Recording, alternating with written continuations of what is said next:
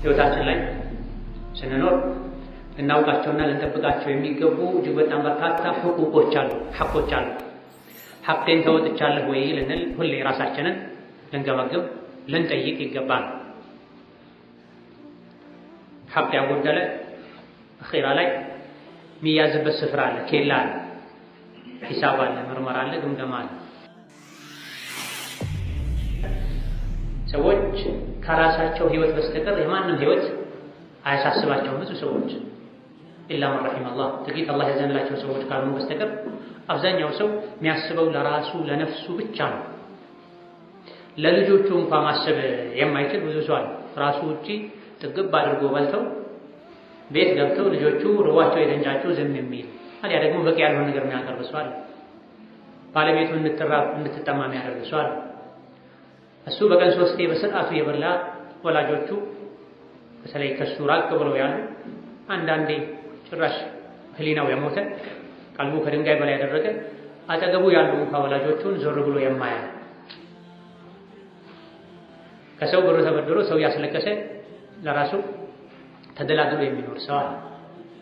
ስለዚህ ይህ እንዳይሆን መጀመሪያ ሐቅ አለብኝ እኔ ሙስሊም ወንድሙ ላይ ሐቅ አለው የወንድሙ ሐቅም አለበት ብሎ ማመን ሐቆችን ለመወጣት መዘጋጀት ይገባል። እነዚህ ሐቆች መብቶች መታወቃቸው መጠበቃቸው መዋደድ መከባበር እንዲኖር ያደርጋል። ሰዎች ያለባቸውን ሐቅ አውቀው መጠበቃቸው መብትና ግዴታን ያወቀ የጠበቀ አኗኗር መኖራቸው እንዲዋደዱ እንዲካበሩ እንዲከባበሩና እንዲተዛዘኑ ያደርጋል። ሁሉም እንዳቅሙ ግዴታውን እንዲወጣ መብቱ ከተጠበቀለት አልሐምዱሊላህ ካልተጠበቀለት ደግሞ ሷብር ሊያደርግ ይገባል። ليس من يقطع طرقا بطلا إنما من يتقي الله. بسم الله الرحمن الرحيم الحمد لله رب العالمين وصلى الله وسلم وبارك على عبده ورسوله نبينا محمد وعلى آله وأصحابه والتابعين ومن اهتدى بهداه واتبع سنته إلى يوم الدين. أما بعد السلام عليكم ورحمة الله وبركاته. الله تبارك وتعالى السوء راسه يسوي لجوش بمولو لمرتون دين الإسلام عند النوك عند النكتل سلاك الرجل الله تبارك وتعالى هو اللي بميقبا لنا مسرقن يقبان إسلام الجغرن لله مسدت مالته عند سو مسلم نو مالت ፍጹም ታዛዥ ነው ማለት ነው። ሁሉም ነገር አላህ ተባረከ ወተዓላ አድርግ ያለውን ያደርጋል፣ ተው ያለውን ይተዋል ማለት ነው። ልቡ አላህን ተባረከ ወተዓላ የሚፈራ አካላቱ አላህን ተባረከ ወተዓላ የሚታዘዙ ከሆነ አንድ ሰው ሙስሊም ይባላል። ኢስላም መብትና ግዴታዎች ላይ የተመሰረተ ዲን ነው። የአላህ ሐቅ፣ የነቢዩ ዓለይሂ ሰላቱ ወሰላም ሐቅ፣ የሰው ልጆች ሐቅ፣ የጎረቤት ሐቅ፣ የዘመድ ሐቅ፣ የእንስሳት ሁሉ ሐቅ አለ፣ የመንገድ ሐቅ አለ። ለሁሉም ባለ ሐቅ ሐቁን ስጥ ብለዋል ነብዩ ሰለላሁ ዐለይሂ ወሰለም። ለሚስትህም ሐቅ አላት፣ አንተም ብሎ ለመጣ እንግዳም ሐቅ አለው። ለነፍስህም ሐቅ አላት፣ ለአይንህም ሐቅ አላት። ለሁሉም ባለ ሐቅ ሐቁን ስጥ ብለዋል። የቂያም ቀን ከፊሎች ወደ ጀነት ከፊሎች ወደ ጀሃነም የሚሄዱት ሐቅን በማጉደልና በመጠበቅ ምክንያት ነው። ሐቅ ያሟላ የጠበቀ ወደ ጀነት ይሄዳል። ሐቅን ያጎደለ ወደ ጀሃነም ይወርዳል። ስለዚህ ህይወታችን ላይ ስንኖር ልናውቃቸውና ልንጠብቃቸው የሚገቡ እጅግ በጣም በርካታ ሐቆች አሉ። ሐቄን ተወጥቻለሁ ወይ ልንል ሁሌ ራሳችንን ልንገመግም ልንጠይቅ ይገባል። ሐቅ ያጎደለ አኺራ ላይ የሚያዝበት ስፍራ አለ፣ ኬላ አለ፣ ሒሳብ አለ፣ ምርመራ አለ፣ ግምገማ አለ። ዱንያ ላይ ስራ የሚሰሩ የሚነግዱ ሰዎች፣ መኪና የሚያሽከረክሩ ሰዎች የሐቅን የመብትና ግዴታን ጉዳይ ይበልጥ ያውቃሉ። ንግድ ፈቃድ ያወጣ ሰው ካላደሰ በሰዓቱ ምን እንደሚከተለው፣ መንጃ ፈቃድ ተጠቅሞ የሚያሽከረክር ሰው ካላደሰ ምን እንደሚከተለው ሁሉም ያውቃል። የመንገድ ሐቅም ይባላል በሸሪዓ። ከሸሪዓው ወስደው ነው ምዕራባውያን ዛሬ ላይ ስርዓት ያሉ ዲሲፕሊን ያሉ ወዘተ የሚራቀቁት እንጂ ከነሱ በፊት እስላም ለእያንዳንዱ ነገር ሐቅ አስቀምጧል። ነቢዩ ዓለይሂ ሰላቱ ወሰላም አዕጡ ጠሪቀ ሐቀሁ ብላ ለመንገድ ሐቁን ስጡት ብላ። መንገድ ሐቅ አለው? አዎ ሐቅ አለው። መንገድ ዘግተህ አትቀመጥ። መንገድ ላይ ቁጭ ብለህ ሰው ላይ አትሳለቅ። መንገድ ላይ ቁጭ ካልክ ሰው መንገድ ከጠየቀህ መንገዱን ጠቁም፣ ጥሩ ንግግር ተናገር። መንገድ ላይ ቁጭ ባልከበት ሰው ሲያጠፋ ካየህ ተው እንደዚህ አይደረግም በል። ይሄ ሁሉ ሐቅ ስላለው መንገድ ሲጀምር በሸሪዓው መንገድ ላይ መቀመጥን ነቢዩ ዓለይሂ ሰላቱ ወሰላም ከልክለዋል። ኢያኩም ወልጁሉሰ ፊ ጡሩቃት መንገድ ላይ አደራችሁን አትቀመጡ። እኛ አንዳንዴ ልንገደድ እንችላለን። ቤቶች ሰፊ ስላልነበሩ በዛ ጊዜ ለማህበራዊ ጉዳያቸው ለመመካከል መንገድ ዳር ላይ ሊቀመጡ ይችላሉ። እንግዲያውስ መቀመጥ ግዴታ ከሆነባችሁና ከተቀመጣችሁ የመንገድን ሐቅ ጠብቁ ብለዋል ነብዩ ሰለላሁ ዐለይሂ ወሰለም። ስለዚህ መንገድ ሐቅ አለው፣ ቤተሰብ ሐቅ አለው፣ አልፎ ተርፎ እንስሳት ሐቅ አላቸው። ፈረሶችን መጓጓዣዎችን እንደ ወንበር አትጠቀሟቸው። አንዳችሁ እስከተጓዘ ድረስ መጓጓዣውን ይጠቀም። ጉዞ ካበቃ መውረድ ባለበት ሰዓት ላይ ወርዶ ፈረሱን መጋለቢያውን ያሳርፈው፣ ወንበር አያድርገው ብለዋል ነብዩ ሰለላሁ ዐለይሂ ወሰለም። የቤት እንስሳት ማይናገሩት ታርደው የሚበሉት እንኳን መኗቸውን ሳራቸውን ማቅረብ፣ ውሃ ማጠጣት ግዴታ እንደሆነ ከሸሪዓ ከግልጽ መረዳት ይቻላል። ትልቁ ሐቅ ደግሞ የአላህ ባሮች ሐቅ ነው፣ የሙስሊሞች ሐቅ ነው። ከሙስሊሙ ውጪ ካፍሩ ሙስሊም ያልሆነው አካል የራሱ ሐቅ አለ። ዘመድ ከሆነ በተለይ ጎረቤት ከሆነ ካፍርም ቢሆን ሰው መሆኑ ሐቅ አለ። የአላህ ባሮች አላህን የሚታዘዙ ሙስሊሞች ይበልጥ ሐቅ አላቸው። እነዚህ ሐቆችን ማወቅ፣ ሐቆችን መጠበቅ፣ መተግበር የሙስሊምነት የታዛዥነት ምልክት ሲሆን እምቢባይነት፣ አመፀኝነት ደግሞ ግዴለሽነት፣ ሐቅን አለማክበር፣ አላህን ተባረከ ወተዓላ ያለመፍራት፣ ለአኺራ ያለመጨነቅ ምልክት ነው። የመጀመሪያው የሙስሊም ሐቅ እንዳለው አምኖ በመጀመሪያ ደረጃ የአንዳንድ ሙስሊም ማድረግ ማመን ያለበት ለኔ ወንድሜ ላይ ሐቅ አለኝ፣ ወንድሜም እኔ ላይ ሐቅ አለው፣ እህቴ እኔ ላይ ሐቅ አላት፣ እኔም እህቴ ላይ ሐቅ አለኝ ብሎ ማመን። ሐቅ የሚባል መብትና ግዴታ የሚባል ነገር እንዳለ ማወቅ ነው። በተለይ አሁን ባለንበት ዘመን ቁሳዊነት፣ ራስ ወዳድነት እጅጉን ስለከረረ ስለጠነከረ ሰዎች ከራሳቸው ህይወት በስተቀር የማንም ህይወት አያሳስባቸውም። ብዙ ሰዎች ኢላ መን ረሒመ አላህ ጥቂት አላህ ያዘንላቸው ሰዎች ካልሆኑ በስተቀር አብዛኛው ሰው የሚያስበው ለራሱ ለነፍሱ ብቻ ነው። ለልጆቹ እንኳን ማሰብ የማይችል ብዙ ሰው አለ። ራሱ ውጪ ጥግብ አድርጎ በልተው ቤት ገብተው ልጆቹ ርቧቸው የተንጫጩ ዝም የሚል አሊያ ደግሞ በቂ ያልሆነ ነገር የሚያቀርብ ሰው አለ። ባለቤቱ እንድትራብ እንድትጠማ የሚያደርግ ሰው አለ። እሱ በቀን 3 በስርዓቱ የበላ ወላጆቹ በተለይ ከሱ ራቅ ብለው ያሉ አንዳንዴ ጭራሽ ህሊናው የሞተ ቀልቡ ከድንጋይ በላይ ያደረገ አጠገቡ ያሉ እንኳን ወላጆቹን ዞር ብሎ የማያ ከሰው ብር ተበድሮ ሰው ያስለቀሰ ለራሱ ተደላድሎ የሚኖር ሰው አለ። ስለዚህ ይህ እንዳይሆን መጀመሪያ ሐቅ አለብኝ እኔ ሙስሊም ወንድሙ ላይ ሐቅ አለው፣ የወንድሙ ሐቅም አለበት ብሎ ማመን፣ ሐቆችን ለመወጣት መዘጋጀት ይገባል።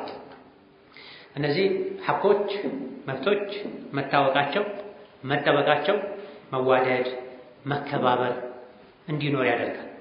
ሰዎች ያለባቸውን ሐቅ አውቀው መጠበቃቸው መብትና ግዴታን ያወቀ የጠበቀ አኗኗር መኖራቸው እንዲዋደዱ እንዲካበሩ እንዲከባበሩና እንዲተዛዘኑ ያደርጋል።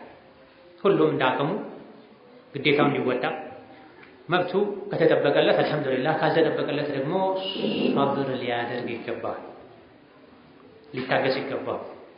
እነዚህ እስላማዊ ሐቆች በጉልበት የምትወስዳቸው አይደለም፣ የዲን አካል ናቸው፣ የዒባዳ ናቸው። አንተ ግዴታን ተወጣ፣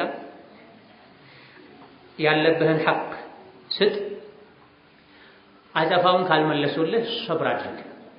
ለሰጠኝ እሰጣለሁ፣ ላደረገልኝ አደርጋለሁ፣ ላልሰጠኝ አልሰጥም አትበል። እነዚህ ሐቆችን እኛ የምንጠብቀው ለምድራዊ ጥቅም ብለን ሳይሆን ሐቁን ከጠበቅኩለት ሐቄን ይጠብቅልኛል በሚል ብቻ ሳይሆን አላህ ስላዘዘ ብለን ይሆናል፣ ለአላህ ብለን ይሆናል። አሁን ላይ ብዙ ሰዎች የሚጠያየቁት፣ የሚረዳዱት፣ የሚደጋገፉት ለዱንያዊ አጠፋ ነው። አብዛኛውን ጊዜ ከዲን የራቁ ሰዎች ካፍሮች ዘንድ የታወቀ ነው እንጂ ሊላህ ብሎ ማድረግ ብዙዎቻችን ዘንድ ቀንሷል፣ ጠፍቷል። እነዚህ ሐቆች ዒባዳ ናቸው፣ አላህ ነው ያዘዘው። ነቢያችን ናቸው አለይሂ ሰላቱ ወሰላም ያዘዙት ወአቲ ዘል ቁርባ ሐቀሁ ወልሚስኪነ ወብነ ሰቢል። ለባለ ሐቆች ሐቃቸውን ስጥ ብሎ ያዘዘው አላህ ነው። ስለዚህ እኔ ቀጥሎ የሚጠቀሱ የሚዘረዘሩ ሐቆችን የምጠብቀው ማከብረው ለሁሉም ባለ ሐቅ ሐቁን የምሰጠው አላህ ስላዘዘኝ ነው። ነቢዩ አለይሂ ሰላቱ ወሰላም ስላዘዙኝ ነው። ከሰው ልጆች ምንም አልፈልግም። እነሱ ግዴታቸውን ተወጥተው አጠፋ ከመለሱ ጥሩ ሰው ከሆኑልኝ አልሐምዱሊላህ ኸይሩን ዐላ ኸይር፣ ጥሩ ነው። አንተንም ይበልጥ ያግዝሃል፣ ዝምድናውን ለመቀጠል ለሰው በጎ ለመሆን መልካም ሰው ለመሆን ያግዝሃል። አንተ መልካም ሁን፣ እነሱ መልካም ከሆኑ አልሐምዱሊላህ ትተጋገዛላችሁ። ካልሆነ ታገስ እስከ መጨረሻው ጥረት አድርግ፣ አጅርህ አላህ ላይ ነው እንጂ መልካም ሲሆንለት መልካም ከሆነልኝ እንቀጥላለን፣ ካልሆነ አንድ ሁለት ሙከራ አድርግ እምቢ ካለ የራስህ ጉዳይ ይቀመጣል ምንል ከሆነ አልገባንም ማለት ነው። ለሰው ተብሎ ሳይሆን ለአላህ ተብሎ የሚደረግ ነው። ቡኻሪና ሙስሊም ከአቡ ሁረይራ በዘገቡት ሐዲስ ነቢዩ ዓለይሂ ሰላቱ ወሰላም ሐቁል ሙስሊሚ ዐለል ሙስሊሚ ኸምሱን ብላ፣ ሙስሊም ወንድሙ ላይ ያለው ሐቅ 5 ነው ብላ። በሌላ ዘገባ 6 እንደሆነም ተነግሯል። አንድ ሙስሊም ወንድሙ ላይ 6 ሐቆች አሉት። አላህ ነው እነዚህ ሐቆችን ግዴታ አድርጎ የደነገገው ሙስሊም በመሆን። አንድ ሰው ሙስሊም ነኝ ሲል ነጭ ጨርቅ አናቱ ላይ ጣል ያደርጋል፣ ጁማና ረመዳን ላይ ጀለቢያም ይደርባል፣ ስሙን ከከበደ ወደ ኸብር ይቀይራል ብቻ ማለት አይደለም። ሙስሊም መሆን ማለት ዋጋ ያስከፍላል፣ ኃላፊነት አለ። ሙስሊም ሲሆን አንድ ሰው ተከትሎት ከሚመጡ ኃላፊነቶች አንዱ ወንድሞቹን፣ ወገኖቹን፣ ዘመዶቹን በተመለከተ ግዴታዎች፣ ኃላፊነቶች አሉ። ኃላፊነት ውስጥ መግባት ነው። የሙስሊምነት ሽልማቱ ጀነት ነው። አንድ ሰው ጀነትን ይሸለም ዘንድ የሚከፍለው ዋጋ ውድ መሆን አለበት።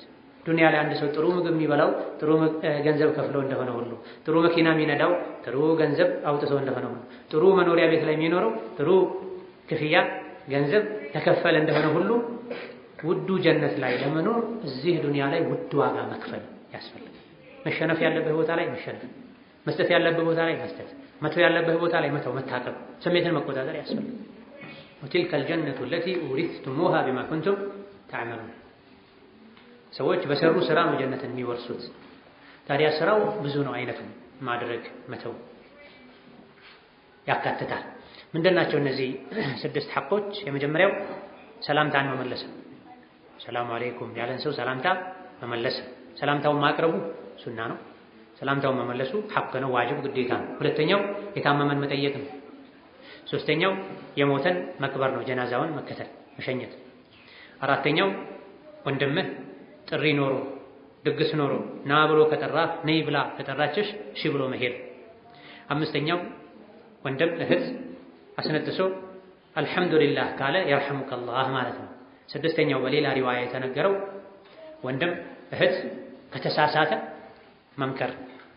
ኢዘ ስተንሰሐከ ፈንሰሕሁ ምከረኝ ካለህ ምከረው ብሏል ነብዩ ሰለላሁ ዐለይሂ ወሰለም።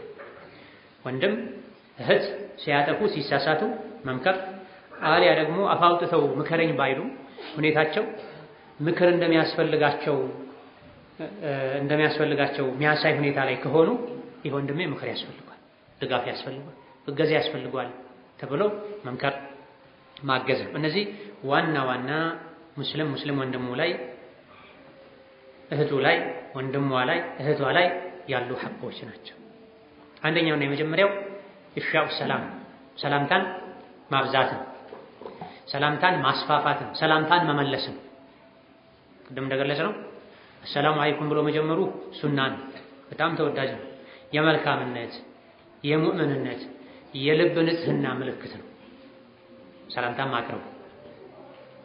መመለሱ ደግሞ ዋጅብና ግዴታ ነው፣ አማራጭም የለውም። አንድ ሰው አሰላሙ አለይኩም ያለ ወንድሙን ወአለይኩም ሰላም ሳይል ቢያልፍ ከመስማቱ ጋር ወንጀለኛ ይሆናል። ዋጅብ ትቷል፣ ሐቅ አጉድሏል።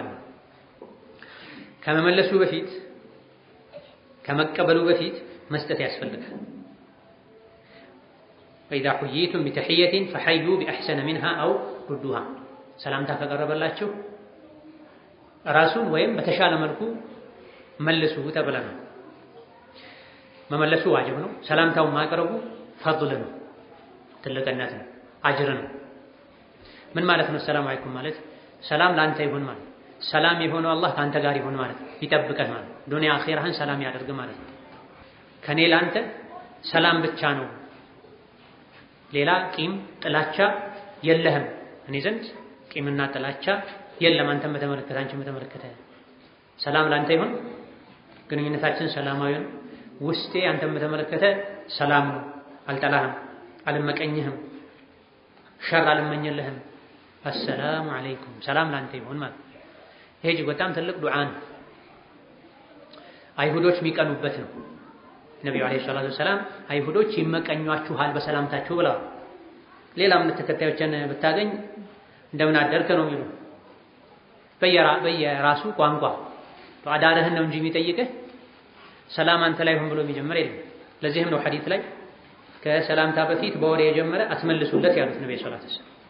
አንድ ሰው እንዴት ሆንክ ወዘተ ብሎ ጥያቄ ቢጠይቅህ ቀድሞ አሰላሙ አለይኩም ወራህመቱላህ እንዲል ማስገደድ አለበት፣ አቋም መያዝ አለበት። በሰላምታ ጀምሩ ብሏል ነብዩ ሰለላሁ ዐለይሂ ወሰለም። ሰላሙ አለይኩም ሳይል ቀድሞ ሌላ ወሬ ለጀመረ ሰው መልስ አትስጡ፣ ዝም በሉት። ይሄ ኢፍሻው ሰላም ውስጥ የሚካተት ነው። ለኢፍሻ ሰላም የሚያበረታታ የሚያነሳሳ ነው። ኢነ ሰላመ ኢስሙ ሚን አስማኢላሂ ተዓላ ነብዩ ሰለላሁ ዐለይሂ ወሰለም ሰላም የአላህ ስም ነው፣ ምድር ላይ በሰዎች መካከል እንዲሰራጭ አድርጎ ነው። ፈአፍሹ ሰላመ በይነኩም በመካከላችሁ ሰላምታን አስፋፉ አሰራጩ አሉ ነብዩ ሰለላሁ ዐለይሂ ወሰለም። ምንም ጉዳይ ሳይኖራቸው አሰላሙ አለይኩም ለማለት አሰላሙ አለይኩም ለመባል ከቤታቸው ወጥተው የሚዞሩ ደጋ ቀደምቶች ነበሩ። ትርፉን ጥቅሙን ስላወቁት ማለት አሰላሙ አለይኩም በማለትህ አጅር ታገኛለህ፣ ወንድምህን ታስደስታለህ።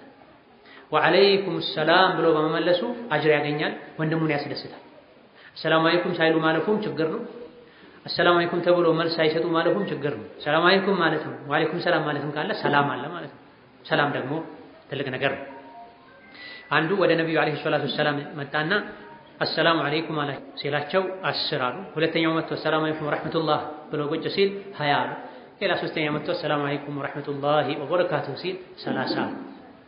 ይሄን ሲፈቱላቸው ነብዩ ሰለላሁ ዐለይሂ ወሰለም አሰላሙ አለይኩም ብቻ ያለ ሰው 10 አጅር እንደሚያገኝ፣ ወራህመቱላህ የጨመረ 20 አጅር እንደሚያገኝ፣ ወበረካቱሁ የጨመረ 30 አጅር እንደሚያገኝ ገልጸዋል።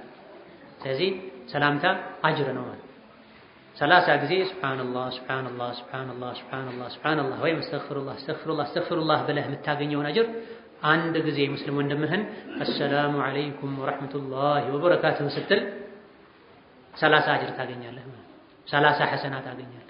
ወአለይኩም ሰላም ብሎ የሚመልሰውም ሰው እንደዚሁ ማለት ነው። ወከዛልክ ሰላምታን ማስፋፋት፣ ሰላምታን ማቅረብ፣ መመለስ የሙእሚንነት ምልክት ነው። የመዋደድ ቁልፍ ነው። የመዋደድ ቁልፍ ነው። ኢማም ሙስሊም ከአቡ ሁረይራ በዘገቡት ሐዲስ ነብያችን ሰለላሁ ዐለይሂ ወሰለም ጀነት አትገቡም ሙእምን እስካልሆናችሁ ድረስ አሉ። ሙእምን ደግሞ አትሆኑም እስካልተዋደዳችሁ ድረስ አሉ። ጀነት አትገቡም ሙእምን እስካልሆናችሁ፣ ሙእምን ደግሞ አትሆኑም እስካልተዋደዳችሁ ድረስ። የምትዋደዱበትን ቁልፉን ልስታችሁ እንዴ? መዋደድ የምትችሉበትን መድኃኒቱን መንገዱን ላመላክታችሁ እንዴ ብለው ጠየቁ ሰሐቦች። አዎን ያ ረሱላህ ሲሏቸው አፍሹ ሰላማ በይነኩም በመካከላችሁ ሰላምታን አስፋፉ። ይሄ ብዙ ጊዜ የምንሰማው ሐዲስ ሊሆን ይችላል። ብዙዎቻችን ግን መስማቱ እኮ አይደለም ዋናው ቁም ነገሩ። አለ ወይ መሬት ላይ አውርደን ተገብረዋለን ወይ? ቤት በገባን በወጣን ቁጥር ሰላም አለይኩም ልንል፣ ሱቅ ገብተን ቢሮ ገብተን በወጣን ቁጥር አሰላም አለይኩም ልንል፣ ልጆቻችንን ልናስተምር መስጂድ ሁሉ ሲገባ ሰላም አለይኩም ይባላል። ይሄ የሞቱ የጠፉ ካሉ ሱናዎች አንዱ ነው። መስጂድ እንኳን ሲገባ ሰላም አለይኩም ይባላል። ባይሆን ፉቃሃዎች ጮክ ተብሎ ሰላም አለይኩም መባል አለበት ወይስ በትንሹ ነው መባል ያለበት? የተወሰኑ ሊቃውንት ዒባዳ የሚያደርጉ ሰዎችን ላለመረበሽ በትንሹ ነው ሰላም አለይኩም መባል ያለበት። ሌሎቹ ይሄም ዒባዳ ነው ያም ዒባዳ ነው፣ ዒባዳ ላይ ያለ በዒባዳው ይቀጥላል፣ ዒባዳ ላይ የሌለ ይመልሳልና መስጂድ ሲገባ አሰላሙ አለይኩም መባል አለበት። ቤት ገብተን በወጣን ቁጥር ሰላም አለይኩም ስንል ለቤተሰብ በረካ ነው። ወኢዛ ደኸልቱም ቡዩተን ፈሰሊሙ ዐላ አንፉሲኩም፣ ቤት ስትገቡ ለነፍሳችሁ ሰላምታ አቅርቡ አለ አላህ ተባረከ ወተዓላ። ተሕየተን ጠይበተን ሙባረከተን ምን ዒንዲላህ። ለራሳችሁ ሰላምታ አቅርቡ ማለት ቤተሰብ ካለ ቤተሰብህ አንተ ማለት ነህና ለቤተሰብህ ኸይርን ከማሰብ አንፃር አሰላሙ አለይኩም በል፣ ሰላም ለእናንተ ይሁን ማለት። ማንም ከሌለሳ አሰላሙ ዐለይና ወዐላ ዒባዲላሂ ሷሊሒን በል። ከታቢዒኞች እንደተነገሩ ባዶ ቤት ስትገባ ማንም ከሌለ አሰላሙ ዐለይና ወዐላ ዒባዲላሂ ሷሊሒን። ለብቻውም ከሆነ ቤት ስትገባ ሰላም ለኛ ይሁን ብለህ እዚህ ባይኖሩም የትም ዓለም ላይ ላሉ ሷሊሖች ሰላም ይድረሳቸው ብለህ ትገባለህ። ሰው ካለ ሰላም አለይኩም ወራህመቱላሂ ወበረካቱ ብለህ ትገባለህ። ቤተሰብ ይለምዳል፣ አንተ ትለምዳለህ። ገና ሲገቡ በር በርግደው የጮሁ የሚገቡ ሰዎች አሉ። ሸይጣን አብሯቸው ይገባል። ሲገቡ አሰላሙ አለይኩም ብለው የሚገቡ መላኢካ አብሯቸው ይገባል። ሸይጣን ጥሎ ይሸሻል። እዘን የምናውቀውንም ማናውቀውንም ዘመዱንም ባዱንም አሰላሙ አለይኩም ልንል ሰላምታን ልናስፋፋ የውዴታ የፍቅር የመዋደድ የመከባበር አስባቦችን ልናደርስ ለሰው ያለንን ክብር ልንገልጽ ይገባል። አንድ ሰው ንቀህ ዝም ብለህ የምታልፈው ከሆነ ለወንድምህ ክብር የለህም ማለት፣ ለእህትሽ ክብር የለሽም ማለት። በተለይ ሙስሊም መሆኑን በእርግጠኝነት ከማወቅ ጋር ዝም ብሎ ማለፍ አለመታደል፣ ጅህልና፣ ለዲን ግዴለሽነት። ሀገራችን ሙስሊምም ካፍርም ተቀላቅሎ የሚኖርበት ሀገር ከመሆኑ አንፃር አንዳንዴ መለየት ሊከብድህ ይችላል። ዝም ብለህ ልታልፍ ትችላለህ። ሙስሊም መሆኑን በእርግጠኝነት ካላወቅ ዝም ብለህ ታልፋለህ። ነገር ግን ሙስሊም መሆኑን ያወቅ ጀለቢያ አድርጎ ጠምጣም አድርጎ መስጂድ የምታውቀው ሰው ሆኖ ሂጃብ አድርጋ ጀልባብ አድርጋ አጠገብ ላጠገብ እህት ከእህት ወንድም ከወንድም ጋር አፍ ዘግቶ ማለፍ የሸይጣን ልጓም በሸይጣን ልጓም መለጓም ነው። ሌላ ምንም ትርጉም የለም። የገባቸው ደጋ ቀደምቶች አሰላሙ አለይኩም ለመባል ለማለትና ለመባል ይወጡ ነበር። ገበያ ላይ ይዞሩ ነው።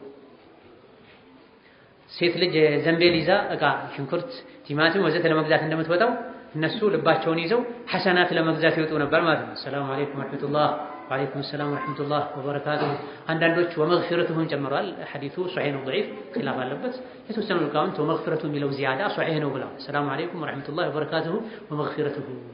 ነገር ግን አብዛኞቹ እቺ መግፊራ ምትራን ضعيف ናት ብለዋል። ሷሂህ ነው የሚሉ ስላሉ አንድ ሰው ቢልህ ችግር የለም፣ ቢድዓ ነው አትበል። ኢዳ ጋፍል ልንሆን አይገባም። ኸይርን ልንለማመድ ይገባናል። ልጆችን ልንለማመድ ይገባናል። አሰላሙ አለይኩም ሳይል የገባን ሰው ያስወጡ ነበር ደጋ ቀደምቶች። አሰላሙ አለይኩም ሳይል የገባን ሰው ያስወጡ ነበር። ውጣ ይላል። ነቢይም አለይሂ ሰላቱ ሰላም አድርገውታል። አንዱ በርጋ ቆሞ ልግባ ሲል ኻዲማቸውን ልከው ይሄ የአገባብ ስነ ስርዓት አያውቅም፣ ውጪ እንዴት ተብሎ እንደሚገባ አሳውቂው፣ አሰላሙ አለይኩም እኔ እገሌ ነኝ ልግባ በል በይው ብለዋል ነብዩ ሰለላሁ ዐለይሂ ወሰለም። እሳቸው ለኻዲማቸው የነገሩ ሳለ እሱ በራፍ ላይ ሆኖ ሰማና አሰላሙ አለይኩም ወራህመቱላህ ፉላን አድኹል ብሎ ገባ። ስለዚህ ስትገባ በር ጋር ቆመህ ሰላም አለይኩም በል፣ ሳትል ገባህ ውጣ። ልጅህንም አደብ አስተምረው፣ ስርዓት አስተምረው። አንዱ የሙስሊምነት መለያ ይሄ ነው።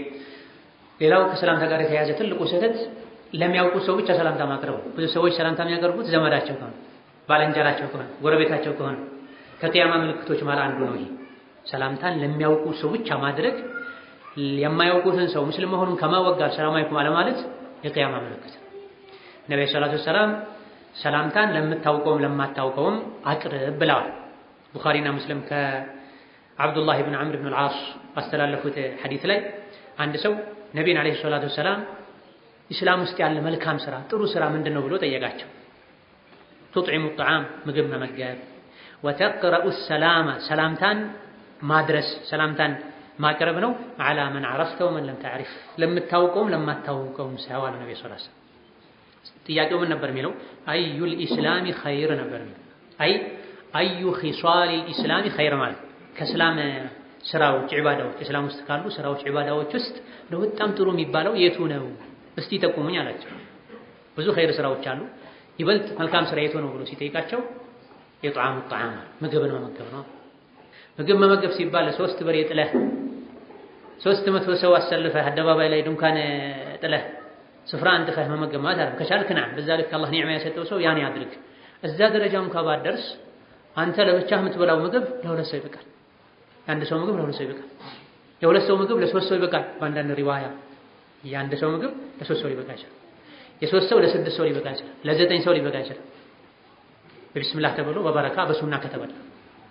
ስለዚህ ምሳሌ ትበላ ስትሄድ ከመስጂድ ወጥተህ ወደ ምግብ ቤት ስትሄድ አንድ ከንፈሩ የደረቀ ሆዱ ከጀርባው ጋር የተለጠፈን ወንድም ካየህ ሰላም አለይኩምና ወንድሜ ምሳሌ ጋብዘህ ብለህ ወሰደው። ይሄ ነው ጣዕም ባቅም ማታ እራት ልትበላ ስትገባ መስጂድ በራፍ ላይ ቆሞ የሚለምን ሰው ያ ደግሞ መውጫ መሄጃ አጥቶ መስጂድ ላይ ኩርምት ብሎ የተቀመጠን ሰው ካገኘህ እንግዳ ነህ መሰለኝና ወንድሜ እራት እንብላ በለው ሰል አንድ ዳቦ ብታበላ ይሄ ነው ጣዕም ይባል ካለህ ማለት ካለህ ቆርሰህ ቀንሰህ ማብላትህ የጣዕም ጣዕም ውስጥ ይካተታል። ረመዳን ላይ ቴምርና ውሃ እንድታስፈጥር ጾመኛን የማስፈጠር አጅር እንደምታገኘው ሁሉ በሌላ ጊዜ አንተ የምትበላውን ቀንሰህ ቆሎ ለምን አይሆን? ሽምብራ ለምን አይሆን? ሻይ ዳቦ ለምን አይሆን? አጅር ታገኛለህ። ብዙ ጊዜ ኸይርን ለነገ ያለን የገፋን ወደ ቀብር እንገፋለን። አጀላችን ደርሶ እንደፋለን። እጅህ ላይ ካለው ነው መስጠት ያለብህ። የሰደቃ ምርጥ የቱ ነው ተብለው ነብዩ አለይሂ ሰላቱ ሰላም ተጠይቀው ምን ብለዋል? ጁህዱል ሙቂል ጁህዱ አልሙቂል ምርጥ ሰደቃ ማለት ክትፎ በየአይነቱ አልጫው ወዘተ ሳይሆን እሱ አቅም ላለው ሰው ምርጥ ሰደቃ ነው። በጣም ምርጥ ሰደቃ የሚባለው አጅሩ ከፍ የሚል ሰደቃ አቅሙ ትንሽ የሆነች ሰው ከዛች ከትንሽ አቅሙ ቆንጥሮ ወስዶ የሰጣ ሰደቃ ናት አላህ ዘንድ ምርጥ ሰደቃ ብለዋል ነብዩ ሰለላሁ ዐለይሂ ወሰለም። ኢስላም ውስጥ ምርጥ ስራ ትልቅ ስራ አላህ ዘንድ የሚያቀርብ ስራ አንድ ምግብ መመገብ ነው እንዳቀምህ፣ ሁለት ምንም ገንዘብ አይጠይቅም። አላህ ምላስ ከሰጠህ ድረስ ልንተገብረው ምንችል ዒባዳ ነው። አላ ወሁዋ ኢፍሻኡ ሰላም ሰላምታን ማቅረብ ለማን አላ መን ዐረፍተ ወመን ለም ተዕሪፍ ለምታውቀውም ለማታውቀውም በሄድክበት ሁሉ አሰላሙ አለይኩም ያልክ ሰላምታን እየዘራህ እየበተንክ መሄድ። አለማስተዋልና አለመታደል ብቻ ነው እንጂ ያ አፍህ ዘይት አይደርቅም፣ አያስከፈልም። ማላ ያኒ ያወራ ምንውል ሰዎችም ብዙ ነን። ለሸሩ አፋችን ክፍት ነው፣ ለማይረባው አፋችን ክፍት ነው።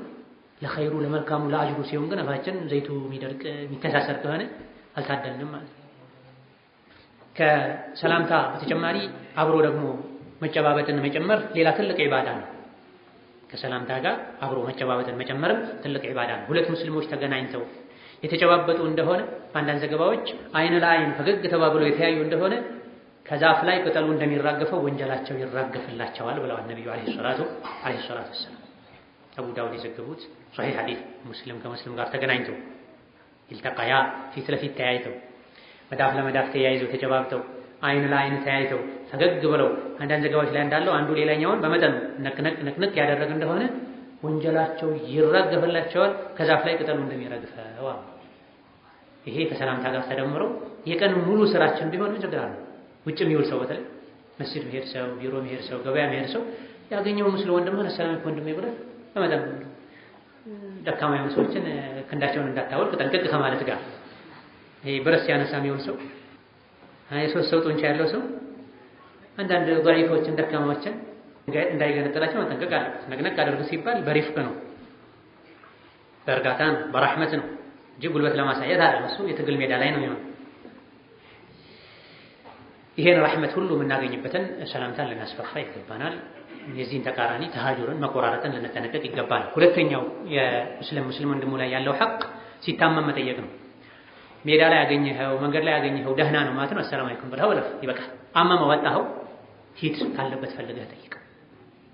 አመመው አጣኸው አመማት አጣሻት ካለበት ሄዶ አህዋሉን መጠየቅ፣ ምን እንዳመመው ምን እንደቸገረው ሕክምና ካስፈልገው ማሳክ፣ አቅም ካለህ በግልህ ካልሆነ ወንድሞቹን አስተባብረህ ማሳክ።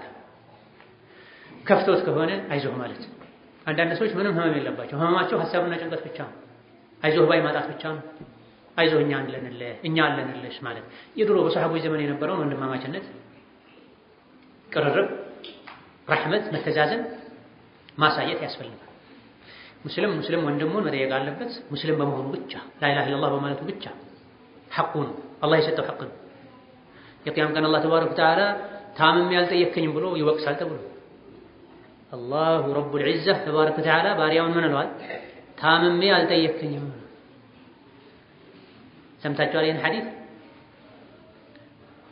ታምሜ አልጠየከኝም። በጣም ይገርመዋል የሰው ልጅ። ጌታዬ ሆይ አንተ ረቡል ዓለሚን ነህ፣ የዓለማት ጌታ ነህ፣ እንዴት ነው አንተን አሞህን የምጠይቅህ ብሎ ይጠይቃል የሰው ልጅ። የዚህ ሐዲስ ተፍሲሩ ምንድን ነው? ማዕናው ምንድን ነው? ይቀጥሉ ያለውን አላህ ራሱ ፈስሮታል። ጭራሽ ሁላችሁ አላህ ታሞ ይጠየቃል ማላችሁ እናንተ ወሃቢዎች ወዘተ ያሉ የሚያላግጡ ሰዎች ይኖራል። አንዳንድ ሐዲሶችን ነብዩ ራሳቸው አላህ ራሱ ፈስሮታል። ባሪያዬ ሆይ እገሌ የሚባል ባሪያዬ ታሞ ነበረ፣ እሱን ሄደህ ብትጠይቅ እኔን እዛ ታገኘኝ ነበርኩ ይላል አላህ ተብሎ። ርቦኝ አላበላኸኝም ይላል አላህ ተብሏል። እንዴት ነው አንተ ሁሉም የዓለምን ህዝብ ከሊቅ እስከ ደቂቅ ያለውን ብትመግብ እንዴት አንተ ተርበህ አላበላሁም ሲል እገሌ የሚባል ባሪያ የተርቦ አላበላሁም እሱን ብታበላ እኔን እዛ ታገኘኝ ነበረ? ምን ማለት ነው? ኸይርን ስራ ስንሰራ የታመመን ስንጠይቅ የተራበን ስናበላ አላህን እዛ እናገኛለን፣ አጅሩን እዛ እናገኛለን። አላህ የሚወድ ስራ ሰርተናል ማለት ነው። ስለዚህ የታመመን ሰው መጠየቅ ሐቅ ነው፣ ዋጅብ ነው፣ ግዴታ ነው። ኢማም ሙስሊም ከተውባን በዘገቡት ሐዲስ ነቢያችን አለይሂ ሰላቱ ወሰላም በሽተኛን የጠየቀ ሰው የጀነት አትክልት ውስጥ ማሳ ውስጥ እንዳለ እንደሚቆጠርለት ጀነት እንደገባ እንደሚቆጠርለት ተነግሯል። ታማሚን መጠየቅ የጀነት መግቢያ ሰበብ ነው ማለት ነው። ወከዛልክ አንድን ታማሚ የጠየቀ ሰው ማለዳ ላይ የጠየቀ እስኪመሽ ድረስ 70,000 መላእክት ኢስቲግፋር ያደርግለታል። ምሽት ላይ የጠየቀ እስኪነጋ ድረስ 70,000 መላእክት ኢስቲግፋር ያደርግለታል ተብሏል። ማለዳ ላይ ከሰዓት በፊት ጠዋት አካባቢ ላይ አንድን ታማሚ የጠየቀ እስኪመሽ ድረስ 70,000 መላእክት ኢስቲግፋር ያደርግለታል። ጌታዬ ሆይ ማረው፣ ጌታዬ ሆይ ዘንለት፣ ጌታዬ ሆይ ይቅር በለው እያለ አላህን ይለምንለታል። የመላእክት ልመና ዱዓ መቅቡል ነው አላህ ዘንድ። ምሽት ላይ ደግሞ ታማሚን የጠየቀ እስኪነጋ ድረስ 70,000 መላእክት ኢስቲግፋር ያደርግለታል። ይሄ ማለትም ማለት ነው ታማሚን መጠየቅ ትልቅ ዒባዳ ነው፣ የአኺራ ገበያ ነው ማለት ነው። የት ላገኝ የታመመ ሰው ያለን በየቤቱ ያንኳኳን ሁሉ ታማሚ አለ እንድንል ሊያደርገን ይችላል ማለት ነው። ለአኺራ ጉጉት ቢኖር ቢገባ ረግባ ቢኖር ማለት ነው። ስለዚህ ታማሚን መጠየቅ ትልቅ ዒባዳ ከመሆኑ አንፃር ጥቅሙ ለኛ ነው። ከታማሚው ይልቅ አንተ ነው የምትጠቀመው። እሱም የሚያገኘው ጥቅም አለ። የወንድሞቹን ዱዓ ማግኘቱ፣ መዘየሩ፣ መረዳቱ ለሱ ኸይር ነው። እንደገና ደግሞ አንተ ይሄን ኸይር ስራ ሰርታ አጅር እንድታገኝ ሰበብ በመሆኑም የራሱ አጅር አለው። ይበልጥ ግን ተጠቃሚው አንተ ነህ። የነቢዩ አለይሂ ሰላቱ ወሰላም የዕለት ተዕለት ተግባር ነበር፣ አንዱ መለያቸው ነበረ። አልኢማም አልአልባኒ ሌሎችም ሰሂህ ባሉት ሐዲስ ነቢዩ አለይሂ ሰላቱ ወሰላም ያእቲ ዱዓፋ አልሙስሊሚና ወየዙሩሁም ወየዑዱ መርዳሁም ወየተቢዑ ጀናኢዘሁም ይላል። ነቢዩ ሰለላሁ ዐለይሂ ወሰለም ደከም ያሉ ሰዎችን አይደለም ትልልቆችን ደካማዎችን እንኳ የሄዱ የታመሙትን ይጠይቁ ነበረ፣ ይዘይሯቸው ነበረ። ሲሞቱ ጀናዛቸውን ይከተሉ። መስጂድ የምታጸዳ ሴት ነበረች። እሷን እንኳ ሲያጧት የት ሄደች ብለው በማታ ሞታ ቀበርናት እርሶን አናስቸግረን ብለን ሲሏቸው አታሳውቁኝ ነበር እንዴ? አሳዩኝ ቀብሯን ብለው ሄደው ዱዓ አድርገውላታል አለይሂ ሰላቱ ወሰላም። አሁን ላይ መጠያየቅ በዝምድና ሆኗል፣ ባቻነት ሆኗል። ከሱ ጋር በኑሮ ደረጃ እኩል የሆነን ሰው ይጠይቃል፣ ምኑም አይደለም፣ አይከብደውም። አለመጠየቁም እንደው ያስፈራዋል። እንዳይቀጣኝ ጓደኛ እንዳይቀይርብኝ፣ ተቸግሬ አንድ 20-30 ሚሊዮን አስገባ ያልኩት ቀን ፊቱን እንዳያዞርብኝ ብሎ ለጉቦም ጭምር ለሙስናም ጭምር እርስ በርስ መጠያየቅ ቀላል ነው፣ ሪሌሽንሺፓቸው እንዳይቋረጥ። ለአኺራ ብሎ ግን መጠያየቅ እየቀነሰ ነው። አንድ ዘመድ የሌለው ጥያቄ የሌለው ጎረቤት እኛ ሰፈር መጥተዋል እስቲ እንጠይቀው ብለው ከሱ ምንም አይከጅሉ ከመሆን ጋር ለአላህ ብሎ መጠየቅ ትልቁ የመጠየቅ አይነት ይሄ ነው። ሌላው ለታማሚ ሄደን ስንጠይቀው ዱዓ ማድረግ ሱና ነው፣ ተወዳጅ ነው። ነብዩ ሰለላሁ ዐለይሂ ወሰለም የታመመን ሰው ስንጠይቅ ዱዓ እንድናደርግ እንድናበረታታው፣ ልቡ ደስታ እንዲሰማው ተስፋ እንዲሰማው እንድናደርግ መክረውናል። የታመመን ሰው ሄደው ሲጠይቁ ራስጌው ጋር ጠጋ ብለው ይቀመጡ ነበር። አደቡ ከታማሚ እግርጌ ሳይሆን ራስጌ ጋር ትንሽ ጠጋ ብሎ በመቀመጥ እጅን ራሱ ላይ ሰውነቱ ላይ በማሳረፍ ዱዓ ማድረግ ተወዳጅ። ወንድ ላይ ሴት ላይ አጅነቢ ካልሆኑ ወንድ ሴት ላይ ሴትም ወንድ ላይ ቢያደርጉ ችግር የለም። ከዛ በኋላ اللهم رب الناس اذهب البأس اشفي انت الشافي لا شفاء الا شفاؤك شفاء لا يغادر سقما ወዘተ ዱዓዎችን ያደርጉ ነበር። ሱረቱል ፈልቅ ሱረቱን ናስን ይቀሩ ነበር ቤተሰቦቻቸው ሲታመሙ። በሽተኛን ጠይቆ የታመመ ሰው ሄዶ ጠይቆ 7 ጊዜ አስአሉላህ አልዓዚም ረበል ዓርሺል ዓዚም አን የሽፊየክ ብሎ ዱዓ ያደረገ ሰው እንደው መሞቻ አጀሉ ደርሶ ካልሆነ በስተቀር አላህ ይፈውሰዋልም ብለው ብዙ ጊዜ ይሄ ዱዓ ይደረጋል። ታዲያ ሰው ለምን አይፈወስም? የዱዓ አደራረጋችን ችግር ሊሆን ይችላል። እንደገና ደግሞ ይሄ ሰበብ ነው፣ ሙሰብቡ አላህ ነው ተባረከ። የኛ ድርሻ ማድረግ ነው። የታመመን ሰው ልንጠይቅ ስንሄድ ይሄን ዱዓ ማድረግ ይገባናል። ሌሎች ደግሞ አዳቦች አሉ። እነዚህ አዳቦችን አውቀን ካልተገበርነው በስተቀር መጠየቁ ከጥቅሙ ጉዳቱ ሊያመዝን ይችላል። አንዳንድ ሰዎች የት እንደሚሄዱ አያውቁም። ለነሱ ለቅሶ ቤትም፣ ቀብር ዚያራም፣ ሰርግ ቤትም፣ ግብዣም ታማሚ መጠየቅ ሁሉም እኩል ነው። መሄድ ብቻ ነው የሚሄዱት፣ በእግራቸው ብቻ ነው፣ በጭንቅላታቸው አይሄዱም። በጭንቅላት መሄድ ያስፈልጋል። ምን ማለት ነው? የምትሄድበትን ቦታ ለይቶ ማወቅ ማለት ነው። ታማሚ ጋር ሄደው 10 ኪሎ ሙዝ ጨርሰው በልተው የሚሄዱ ሰዎች 5 ሆነው ይሄዳሉ። ሁለት ተካፍለው እንደ ምሳሌ ማለት ይዘው ይሄዳሉ። 10 ኪሎ ሙዝ እስኪያልቅ ድረስ የዓለም ወሬን ያወሩ የሳቁ ያስካኩ ታማሚ ላይ ህመም ጨምሮ የሚወጡ ሰዎች አሉ። ይህ እንዳይሆን መጠየቁ እንዲሁ ለስሙላ ብቻ ሳይሆን አደቡን በጠበቀ መልኩ መሆን አለበት። ምንድነው ዚያራን ታማሚን የመጠየቅ ዚያራ የማድረግ አደብ? አንደኛው በኢኽላስ መሆን አለበት። የምንጠይቀው አላህ ስላዘዘኝ ነው። እስላም እኔ ላይ ግዴታ ያደረገው ሐቅ ስለሆነ ዱዓም ስናደርግለት ለአላህ ብለን ስንጠይቀውም ለአላህ ብለን ለጥየቃ ስንሄድ የሆነች እርዳታ ካደረገም ለአላህ ብለን ለብድር ሳይሆን ባዶ እጁን ገባ አባላለሁ ሳይሆን። ስለዚህ መጠየቁ አልጠየቀኝም ብሎ ስሜን ያጠፋኛል ይወቅሰኛል አለሱ ማን ጠያቂ ያለኝ እንደው እኔ ስታመም ቢጠይቀኝ በሚል መሆን የለበትም። ሂሳቡ ምድራዊ መሆን የለበትም። አኺራ ታስቦ መሆን አለበት። በኢኽላስ መሆን አለበት። ሁለተኛው የሚዘየርበትን ወቅት መምረጥ ያስፈልጋል። በማንኛውም ሰዓት ሰተት ብሎ መግባት ብድግ ብሎ መሄድ አይገባም። ታማሚ የሚያርፍበት ሰዓት፣ የሚተኛበት ሰዓት፣ ከቤተሰብ ጋር የሚሆንበት ሰዓት ሊሆን ይችላል። አብዛኛውን ጊዜ ሀገራችን ላይ የዚያራ ሰዓት አለ፣ የሚታወቅ ሰዓት። ረፈድ አድርጎ መሄድ፣ ከመሸ በኋላ አለመሄድ እንደ ሰዎች ሁኔታ ይለያያል። ቢያመሹ ችግር የሌለው ቅርብ ዘመድ በጣም ወዳጅ ልብ ወዳጅ ቢያመሽ ቢያድር ሁሉ ታማሚው ደስ የሚለው ከሆነ ሊያድር ይችላል።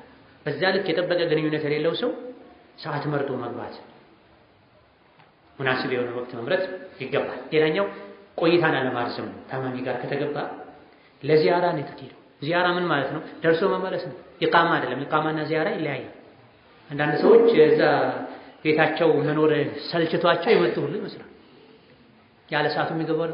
ከገቡ በኋላ እዛው ውለው ያድራሉ። በዚህ መሃል ታማሚ ልብስ መቀየር ሊፈልግ ይችላል። ምናልባትም መጸዳጃ ቤት መመላለስ ማይችል ሆኖ እዛው ሽንት መጠቀም ሊችል ይችላል። ቤተሰብ መጥቶ ልዩ እንክብካቤ ሊያደርግለት ፈልጎ ሰው ካለ ላይመቸው ይችላል። በእግር ብቻ እንሂድ በአቅልም ጭምር እንሂድ ያልነው ለዚህ ነው። የሄደው እግራችን አካላችን ብቻ መሆን የለበትም። ልባችንም አእምሯችንም አብሮ መሄድ አለበት። ማገናዘብ አለበት። ፊቱን ማንበብ አለበት። የታማሚውን ፊት ማንበብ አለበት። በመቆየት ደስተኛ ነው? የተጫወተ ነው? የጋበዘኝ ነው እንዲቆይ ወይስ በስተውበታል ሰልችቶታል? መቅራት አለብን። የሰውን ግንባር መቅራት፣ ምላሱን ማንበብ ማድመጥ አለብን።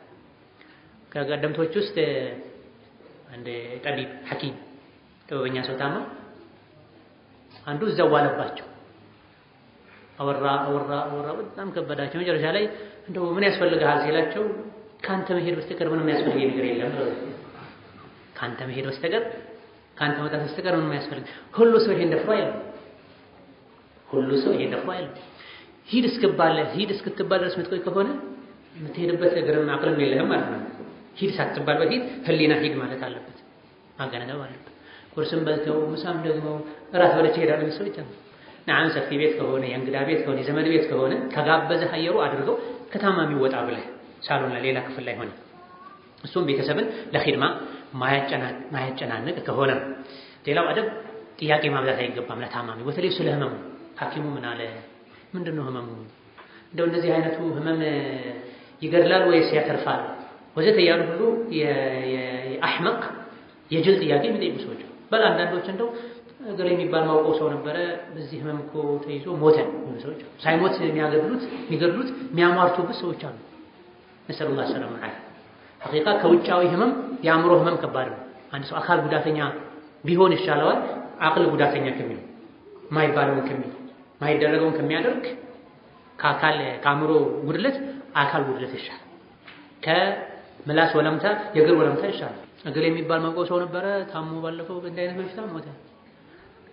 አይዞህ ከሞትክ ረመዳንን እኔ ጾምልሃለሁ ተመለስ አሽር ኢንሻአላህ ረመዳን እየመጣ ነው አፊያ ትሆናለህ ተራዊህ ሄደን እንሰግዳለን ከማለት ፋል ጥሩ ስሜት እንዲሰማው ከማድረግ ይልቅ አይዞህ አብሽር ከሞትክ ጾም እኔ ጾምልሃለሁ ገደሉት ማለት ነው። ሱብሃንአላህ እነዚህ እንዲህ አይነቱ ሰው የሚሄደው ሊጠይቅ ሳይሆን ሊገድል ነው ሊጎዳ ነው የሚሄደው ማለት ነው።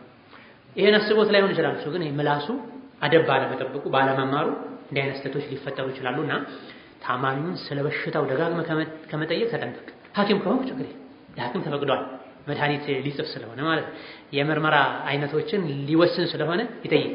አንተ ልትመረምር ሳይሆን ሄድከው ልትዘይር ነው ሄድከው።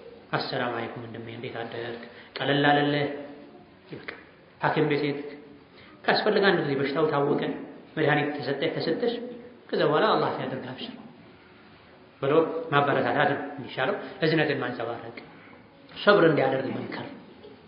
እዝነትን ማንጸባረቅ፣ አይዞህ አላህ ያደርግ ላባሰጠሁ አጅር እንዳለው መታመም ሰብር ካደረጉ መንገድና ማጠንከር ማበርታት ያስፈልጋል። ሶስተኛው የሙስሊም ሐቅ ጀናዛውን መከተል፣ ሲሞት መሸኘት ነው።